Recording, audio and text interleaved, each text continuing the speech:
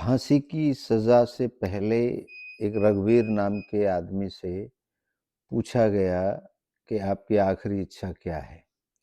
तो उसने एक चौंकाने वाले सवाल कर दिया जेलर से। वह यह कहने लगा कि मुझे कोई समझाए तो सही मेरा अपराध क्या है? अब यह पहली एक आखिरी इच्छा थी जो बिल्कुल अलग थी, जो आज तक के लोगों ने अगर किसी को पूछा जाता था तो कोई कहता था मेरी माँ से मिला दो, मेरी पत्नी से मिला दो, मेरे बच्चों से मिला दो, या कोई खाने की डिमांड करता था। या बहुत से कैदियों ने जो फांसी की सज़ा से पहले ये भी कहा था कि जो पीड़ित परिवार है मैं उससे माफ़ी माँगना चाहता हूँ।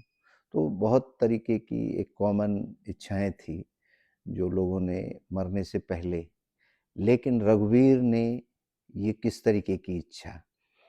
तो जब रघुवीर से पूछा गया कि ये प्रश्न आपने क्यों किया?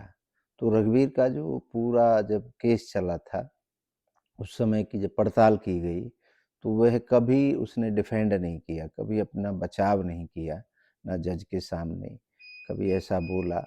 लेकिन आखिर में जब उसने यह प्रश्न कर दिया, तो ये बड़ा ही गहरा प्रश्न था। ये पूरे जेल की दुनिया में पहला प्रश्न था आखिरी इच्छा के रूप में कि कोई मुझे समझाए मेरा अपराध क्या है? तब ये बात ऊपर तक पहुँची और फिर एक जजों की एक पैनल तैयार हुआ और वो सारा पैनल वहाँ पर आया। तो उन्होंने उसको समझाया कि आपका अपराध ये है। तो फिर रघुवीर ने बोला कि मुझे किसी ने भी जीवन में नहीं समझाया था, जो मेरी इच्छा हुई थी, मैं वही काम करता रहा। और अगर कोई मुझे समझा देता कि ये इच्छा पूरी करना अपराध है, तो मैं आज इस जगह पर नहीं होता। तो मुझे कोई सुनना नहीं चाहता था, समझाना नहीं चाहता था और मेरे अंदर से जो इच्छाएँ आती रही, मैं उन्हीं पर कार्य करता रहा। तो ये तो मेरा कसूर नहीं है, क्योंकि अगर मेरे अंदर इच्छा पैदा हो रही है और अगर मुझे कोई नहीं बता रहा, नहीं समझा रहा कि ये अपराध है, तो मैं समझता हूँ अपराध किया नहीं है। तो इस पर सारे जज और सारे जितने भी विद्वान थे, सब चुप रह गए।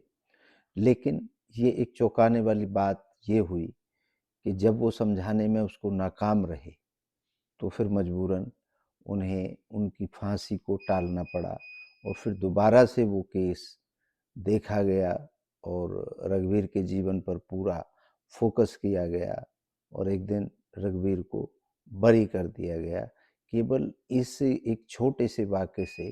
क्योंकि वह चाहता तो यह भी कह सकता था मुझे ऐसा खाना चाहिए, मुझे फलाँ आदमी से मिलना है, लेकिन उसने एक ऐसा चौंकाने वाला जो, क्योंकि दुनिया के इतिहास में ये पहला ऐसा वाक़या था जो कब आज तक कभी किसी भी जेलर ने आखिरी समय पर किसी भी कैदी से मृत्यु से पहले यह शब्द नहीं सुना था। तो बहुत सी इच्छाएँ हमारे अंदर भी ऐसी होती हैं, हमें पता नहीं चलता कि ये गलत है या ठीक है। तो जैसे कोई समझाने वाला, कोई बताने वाला, कोई सुनने वाला जब इन इच्छाओं को इग्नोर कर देता है, कोई उत्तर नहीं दे पाता, तो इसी तरीके के कोई जो अपराध हो जाता है गलती से, तो बहुत लोगों से इस तरीके के गलती से अपराध भी हो जाते हैं। तो मेरा तो यही है आप सब लोगों से कि दूसरे की इच्छाओं का भी आप सम्मान करें और जितना आपके हिसाब से आपको समझ आता है उनको उनका उत्तर ज़रूर दें। धन्यवाद।